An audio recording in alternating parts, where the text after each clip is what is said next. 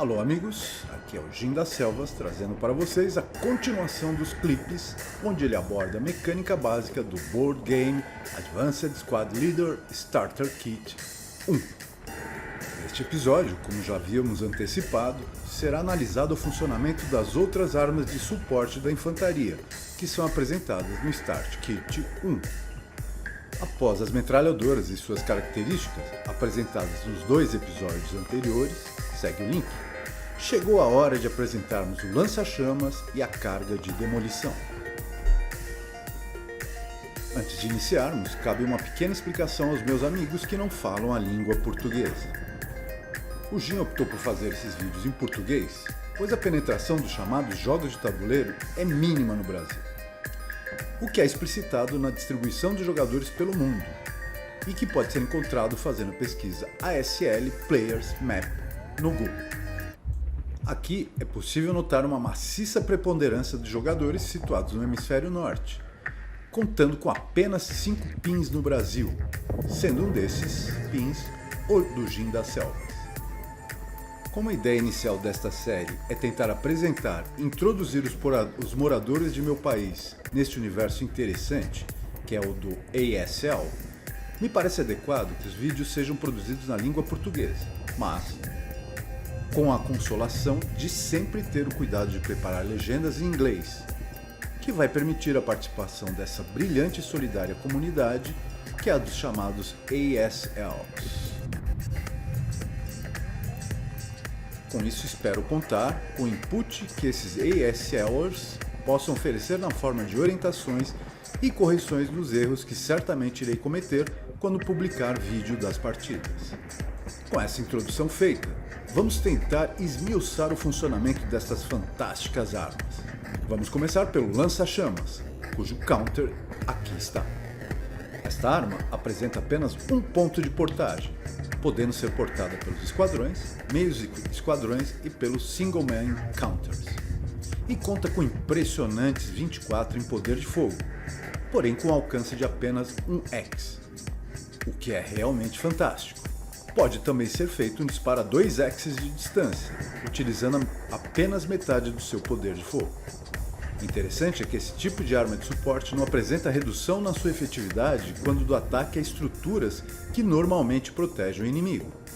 Nesse exemplo, vamos aproveitar por introduzir algumas variáveis do jogo. Uma variável importante é a forma como se resolvem as batalhas do ASL. O que se faz é utilizar as variáveis do poder de fogo versus a distância em axis, obtendo como resultante o poder de fogo, que é o número integral do poder de fogo até o limite do alcance em axis. Para melhor explicar, vamos a um exemplo prático. O poder de fogo dessa unidade de elite alemã é de 8 FP, Power Powers, até 3 axis de distância. A partir dessa distância, o poder de fogo cai para metade, até o limite do dobro do alcance do valor encontrado no counter. Neste caso, a unidade alemã vai poder aplicar um total de 8 FPs na unidade do inimigo que se encontra a 2 axis de distância, enquanto vai poder utilizar apenas 4 FPs para atacar a unidade que está localizada a mais de 3 axis de distância. Uma vez calculada essa variável, que é a do poder de fogo, vamos agregando a elas alguns fatores modificadores. Por exemplo, esse inimigo se encontra dentro de uma edificação de pedra, que são as edificações de cor cinza, que certamente lhe confere uma maior proteção do que se estivesse em campo aberto. Esta proteção é modelada acrescentando o valor de 3 no resultado final do lançamento dos dados. Sim, um ASL, mas geralmente é menos. Se o inimigo estiver em um edifício de madeira, que são caracterizados pela cor marrom, o número a ser agregado é mais 2, ou seja, a proteção é menor que a oferecida pela edificação de pedra, lógico. Se o inimigo estiver em uma floresta, esse fator de proteção cai mais ainda, com acréscimo de apenas mais 1 ao resultado final do lançamento de dados. Vamos ver como isso funciona na prática. Esta unidade alemã irá fazer disparo em diversos inimigos no seu entorno. A unidade alemã 848. E só para relembrar, o primeiro número é o poder de fogo, o segundo é o alcance e o terceiro é o moral.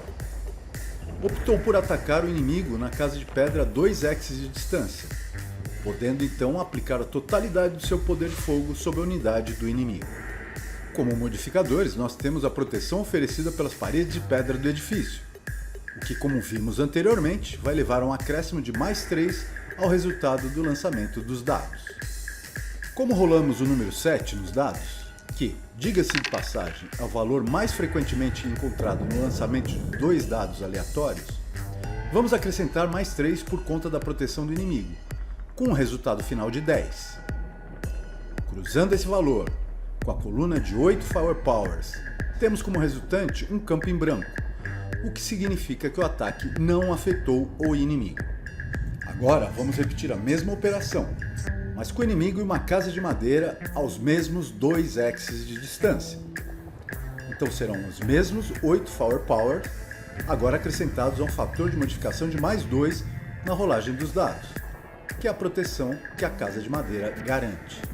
Nestas mesmas condições, a rolagem de um 7 nos dados, acrescentados mais 2 relativos à proteção conferida pela edificação de madeira, dará um resultado final de 9. Usando-se novamente esses números na tabela, é obtido um resultado com as letras PTC, ou Pin Test Check. E o que isso significa? Basicamente, será testado se essa unidade, quando submetida ao fogo inimigo, ficará paralisada, ou pinned. Para tanto, fazemos uma nova rolagem dos dados e comparamos o valor obtido com o número do moral da unidade impressa no counter. E caso o valor dos dados for maior ou igual ao moral, essa unidade está paralisada e não poderá se movimentar mais durante esse turno. E sob ela será colocado um counter pin. As unidades paralisadas, além de não poderem se movimentar, só poderão utilizar metade do seu poder de fogo. No próximo exemplo, a unidade do inimigo se encontra em uma área de floresta, o que vai agregar o valor de mais 1 no lançamento dos dados. Como as condições são as mesmas dos lançamentos anteriores, o resultado final é um número de 8, para o qual aparece NMC na tabela, o Normal Moral Check. Com este resultado, a unidade afetada deverá ter o seu moral checado, para verificar a possibilidade dessa unidade ter seu moral quebrado, implicando no fato que ela não poderá mais participar de combates, pelo menos até ter seu moral restaurado, cujo método para tanto veremos em algum momento, e terá que se afastar da frente de combates. Caso o resultado no lançamento dos dados for superior ao número que representa o moral no counter, essa unidade será considerada quebrada, tendo seu counter invertido e colocada sob um counter de M. Caso o valor dos dados for igual ao do moral, essa unidade será paralisada, ou pinned, como vimos antes, e não poderá se mover, e será colocada sob um counter pin. Caso o número obtido nos dados seja menor que o moral, a vida continua normalmente. Essa tergiversação foi necessária para observar melhor os potentes efeitos do lança-chamas. Vamos ver essa situação hipotética, onde vamos manter os outros parâmetros exatamente iguais, mas agora a nossa unidade alemã está em posse de um lança-chamas e vai atacar os pobres inimigos abrigados e se sentindo seguros dentro da edificação de pedra. Porém, eles não sabem, e são atacados com lança-chamas e percebem que as edificações não conferem nenhum tipo de proteção contra essa arma terrível. Então, para um ataque com lança-chamas a 2 axes de distância, obtemos um total de 12 Firepowers. Os dados dão um valor de 7, que no cruzamento desses números na tabela é obtido um resultado de 1 MC, ou seja, um Moral Check. Significa que será adicionado mais 1 ao valor do lançamento dos dados, aumentando consideravelmente a chance de quebra do moral da unidade atacada. Porém, nem tudo são alegrias no uso de lança-chamas. O primeiro ponto negativo é que qualquer unidade que dispare sobre uma unidade portando lança-chamas vai ser beneficiada com a retirada de 1 no valor do lançamento dos dados. E como pode ser visto na tabela, quanto menor o número obtido nos dados, maior será o dano causado. O segundo ponto negativo é que o número de destruição dessa arma é relativamente baixo, de 10. Ou seja, se em um ataque o valor obtido nos dados for de 10, 11 ou 12, esta arma será eliminada. E, caso essa arma seja utilizada por unidade que não é de elite, este valor baixa para 8. O terceiro ponto negativo é que o ataque efetuado pelo lança-chamas não pode obter os benefícios do direcionamento do fogo por um líder. Com isto, acredito ter esgotado a questão do lança-chamas. Vamos passar então para a próxima arma de suporte de nossa lista, a carga de demolição.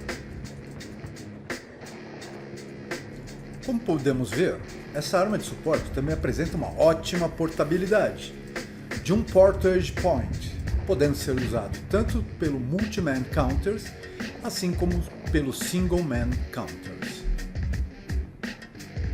Ela apresenta tremendos 30 de poder de fogo, algo impressionante, mas apresenta alguns sérios inconvenientes. Primeiro é que ela precisa ser instalada antes de funcionar. Isso só pode ser feito em um X vizinho ao que a carga vai ser instalada. Isso implica em um problema que eu ainda não comentei, que é o fato da unidade portando a carga de demolição será submetida a um poder de fogo do inimigo dobrado, pelo fato de estar adjacente à unidade em questão, o que aumenta em muito a possibilidade dessa unidade ficar paralisada, pinned, como já vimos, ou ter seu moral quebrado, o que vai impedir com que a instalação tenha sucesso. Além disso, para ser instalada, será necessário um gasto de pontos de movimentação, equivalentes aos necessários para entrar na posição do inimigo. Então, como exemplo, para instalar uma carga de demolição em um inimigo localizado em uma casa ou floresta, serão necessários 2 pontos de movimentação, além dos quais porventura já tenham sido gastos até agora. A eliminação dessa arma acontece com o lançamento de dados de 12, porém, assim como no caso do lança-chamas, este número é reduzido para 10 se ela não estiver sendo utilizada por unidades de elite. A instalação dessa arma ocorre em uma fase do turno denominada Movement Phase, e sua ativação ocorre apenas algumas fases mais tarde, Advanced Fire Phase. Idealmente, esse seria o momento para abordar as fases nas quais o jogo ocorre, porém, creio já ter coberto um grande terreno, com muita informação, e prometo um episódio abordando essa temática mais à frente. Bem, amigos, creio que com isso foram abordadas a parte relativa às armas de suporte que constam no Advanced Squad Leader Starter Kit 1. E, antecipadamente, agradecemos a vossa seleta audiência. Gostaria, antes de finalizar, em deixar absolutamente aberto a possibilidade de que críticas e sugestões possam ocorrer livremente, pois esse é um jogo extremamente complexo, com muitas nuances e as possibilidades de erro de minha parte são imensos. Fiquem bem, fiquem seguros e espero vê-los em breve. Namastê!